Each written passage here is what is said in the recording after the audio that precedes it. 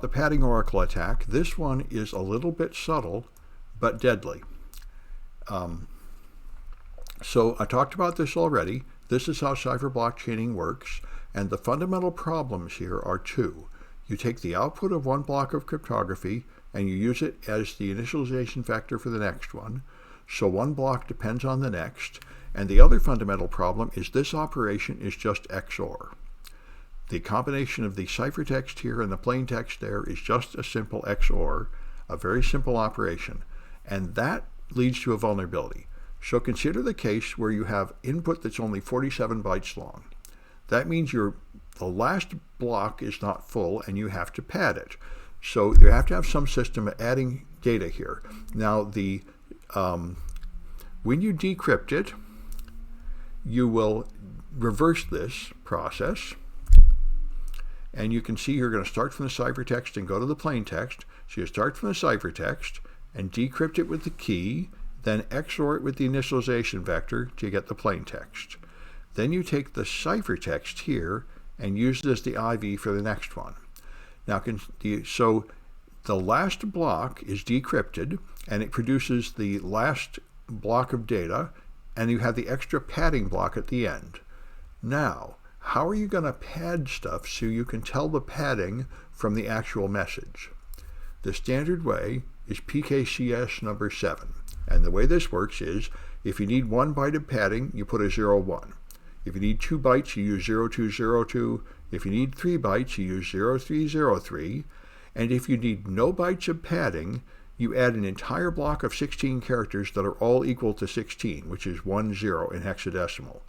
And the point of this is there is always padding, and you know how much padding there is. You look at the last byte, and that tells you how many bytes of padding there are. So you can exactly remove the padding at the end and create the decrypted message. That's the good thing about it. The bad thing about it, we're going to see. Suppose you're trying to decrypt this ciphertext, and you modify this 1 byte here. If you change that byte, that will scramble all these 16 bytes into random effects as you change the ciphertext, but then the ciphertext will be used here with an XOR. It will only change 1 byte of this plain text in the decryption. Because the ciphertext that you can see, if you're the attacker who does not know the key, and all you can see is the ciphertext, you can still manipulate it by changing this value, and it will change only 1 byte at this end. Now, all right, so let me set this up. So in Python 3, you use the same thing we did before. And let me, I think I'm going to make this skinnier and make sure it's fitting on the screen well enough. Yeah, it looks, like that should be down here. All right, so let's run this. All right, this imports AES. It gives me a key and an IV, and now it encrypts this string hello from AES. Now I'm going to encrypt it.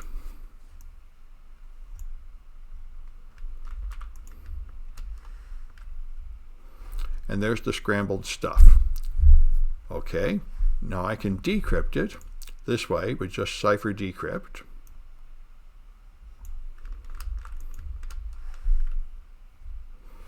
And when I decrypt it, it has 2 exclamation points at the end, 2121. That's ASCII for an exclamation point. So I can decrypt it. Now, I want to do padding. So I'm going to set up this message, which is 47 bytes long. Okay, so again, I just pick a key and an IV and create a cipher object. And I have a sentence that's 47 bytes long. Now, in order to encrypt it, I'm going to have to add a byte of 1 to the end to obey that system of encryption. That will make it 48 bytes long, and the last byte will be 1. So then I can encrypt it, and here's the ciphertext, which is this long blob of hexadecimal. All right.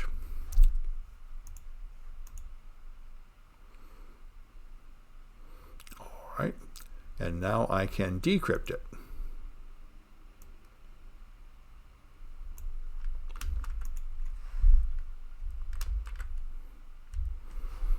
right, and that turns it into this stuff, which is in fact spelling out that message. This is a simple sentence. These are ASCII characters, 54, 68, 69, 73. Here's 20 is a space, and so on. So this is the hexadecimal version of that sentence. Now we have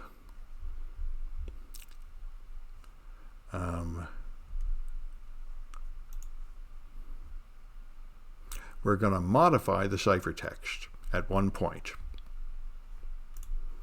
And that was up here. This is where I modified it. I changed 1 byte to 255 at location 32. So you can see here, these two, someplace, yep, here's a 5C. This is the original unmodified ciphertext. I've changed that 1 byte to FF. So now, when we decrypt it, we can decrypt the mod, and that's what you see here. So the first block of 16 comes out okay, 6E. Then it's going to be scrambled. See, this is 20, and this is 93.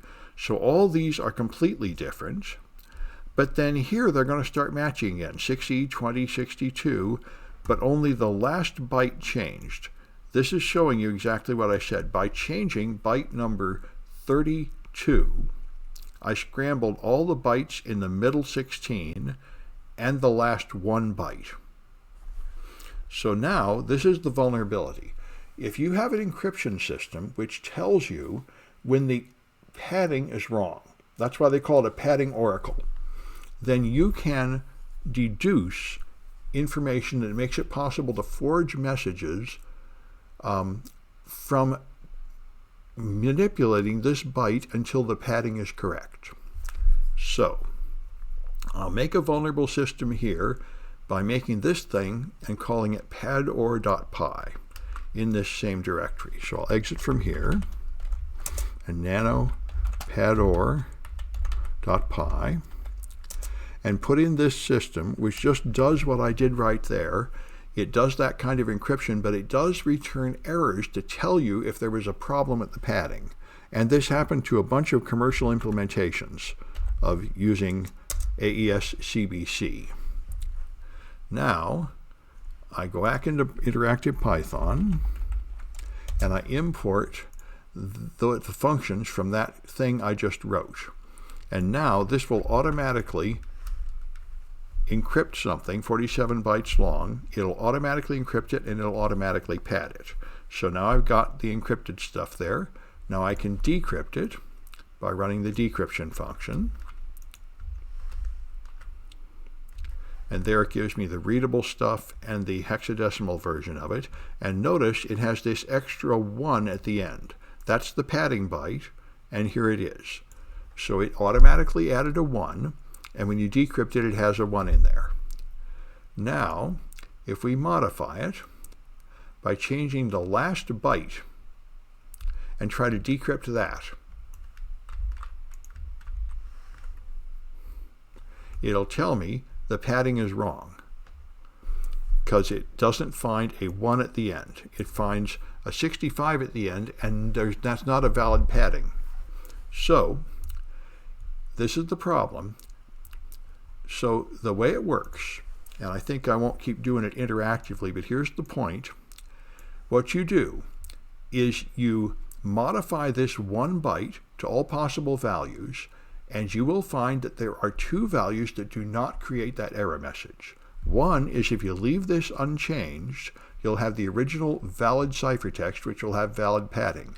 And there is a second solution, which is the one that causes this to be 0, 1. And then you know the value you put here, and you know that this is 0, 1 because it doesn't complain about the padding, so you can deduce this value here by XORing those 2. And then you can go back and do it to the next byte and the next byte. You can deduce the bytes here. And what that, even though you don't know the key, you can deduce the results of decrypting this way, and therefore you can then modify this block to create a forged message over here of anything you want, even though you don't know the key. That's the padding oracle vulnerability.